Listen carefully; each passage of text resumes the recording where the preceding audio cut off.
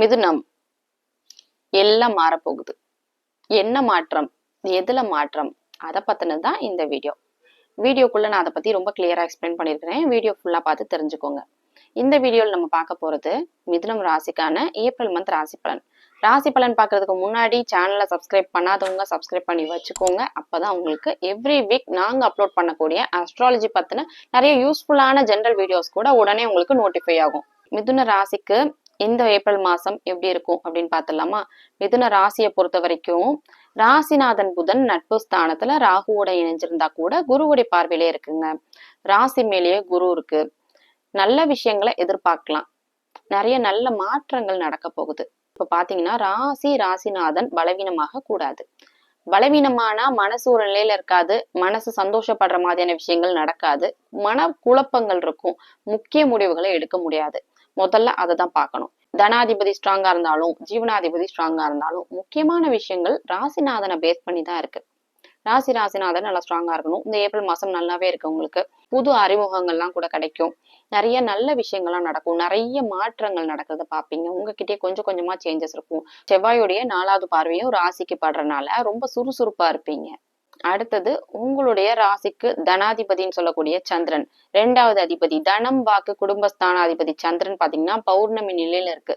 முதல்ல ஒரு 10ஆம் தேதி வரைக்குமே நிறைய நல்ல விஷயங்களை எதிர்பார்க்கலாம். பௌர்ணமி நிலையில இருக்கு உங்களுடைய தனாதிபதி சந்திரன். பணம் சம்பந்தப்பட்ட விஷயங்களை நன்மைகள் எதிர்பார்க்கலாம் 10ஆம் தேதி வரைக்கும். ரியல் எஸ்டேட் சம்பந்தப்பட்ட விஷயங்கள் எல்லாம் நிறைய நல்ல விஷயங்கள் நடக்கும் 10ஆம் தேதி வரைக்கும். உங்களுடைய ராசிக்கு 9வது இடத்துல உங்களுடைய ராசிநாதனான புதன் இருக்கு. பாக்கியஸ்தானத்துல இருக்கு. குருவுடைய பார்வையிலே இருக்கு. சோ நிறைய நல்ல விஷயங்கள் எதிர்பார்க்கலாம். திருமணம் ஆகாதவங்களுக்கு திருமணம் ஆகிறது மாதிரியான விஷயம் எல்லாம் நடக்கும். நிறைய மிதுன ராசிக்காரங்களுக்கு எல்லாம் இந்த மாசம் திருமணம் நடக்கும். திருமணத்துக்கான பேச்சுவார்த்தை எல்லாம் கூட நடக்க ஆரம்பிச்சிருக்கும். ஏன்னா அடுத்தது ராசிக்கு 2வது இடமான குடும்பஸ்தானத்துல குரு உச்சமாக போகுது. குரு பயிற்சிக்கு அப்புறம் இந்த ஜூன் 2க்கு அப்புறம் ராசிக்கு செவ்வாயுடைய பார்வை இருக்கனால ரொம்ப ஆக்டிவா சில விஷயங்களை செய்வீங்க. ஆனா முயற்சிக்கான தடைகள் இருக்கும் இந்த மாசம். என்ன காரணம்னா சூரியன் உங்களுடைய ராசிக்கு 3வது அதிபதியான சூரியன் சனியோட இணைவுல செவ்வாயோட இணைவுல பாவத்தன்மை அடைஞ்சிருக்கு. முயற்சிக்கான தடைகள் இருக்கும். எந்த விஷயம் ட்ரை பண்ணாலும் நிறைய தடவை நீங்க ட்ரை பண்ணாதான் அது நடக்கும். சில பேருக்கு நடக்கவே நடக்கல, டிராக் ஆகி நடக்குதுங்கிற மாதிரியான விஷயங்களை நீங்க இப்ப ஃபீல் பண்ணுவீங்க பாருங்க. என்ன காரணம்னா 3வது அதிபதி முயற்சிகளையும் உதவிகளையும் குறிக்கக்கூடிய ஸ்தானாதிபதியான சூரியன், இளைய சகோதர ஸ்தானாதிபதியும் கூட.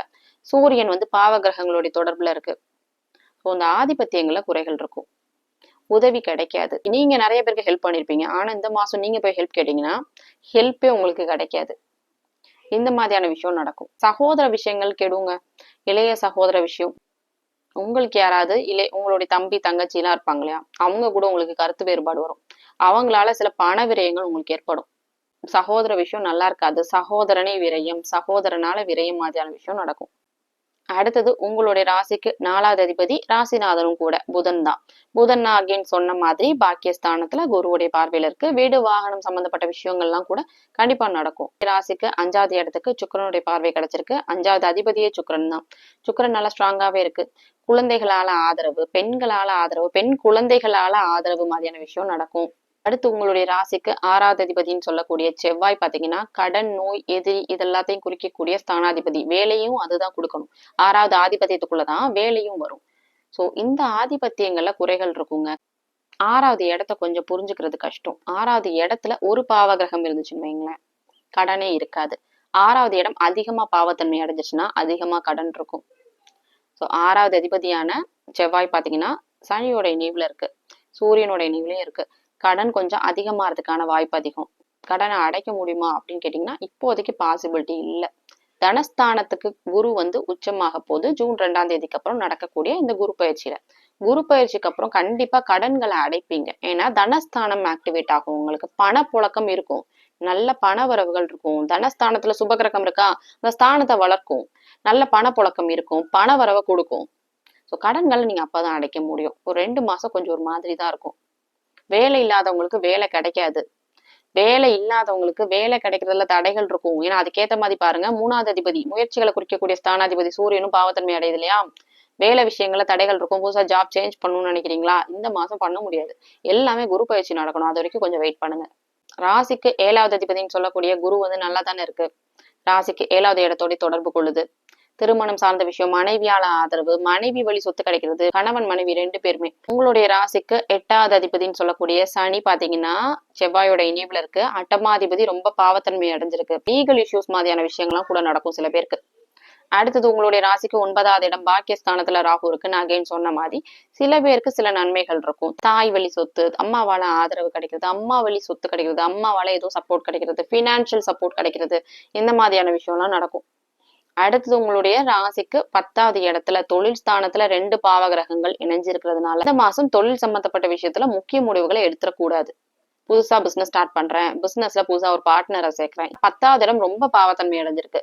தொழில் சம்பந்தப்பட்ட விஷயத்துல ரொம்பவே கேர்ஃபுல்லா இருங்க. உங்களுக்கே சில செட்பேக்ஸ் இருக்கிறத ஃபீல் பண்ணுவீங்க.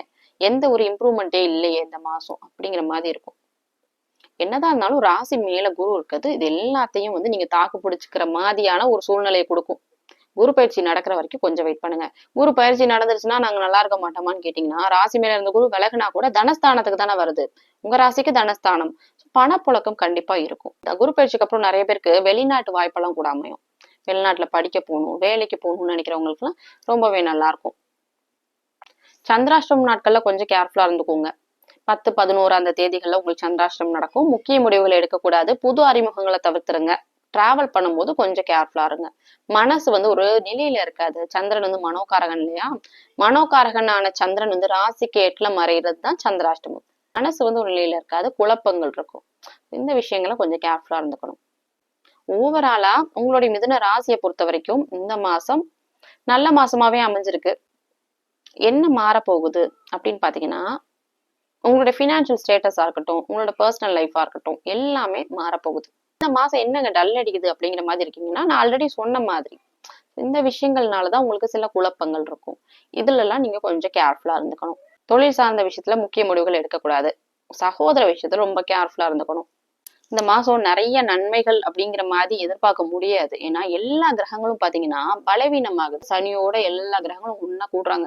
ஸோ அந்த ஆதிபத்தியங்கள்ல கண்டிப்பா குறைகள் இருக்கும். புதுசா வேலை கிடைக்கிறதுல தடை இருக்கும். ஜாப் சேஞ்ச் பண்றதுல தடை இருக்கும்.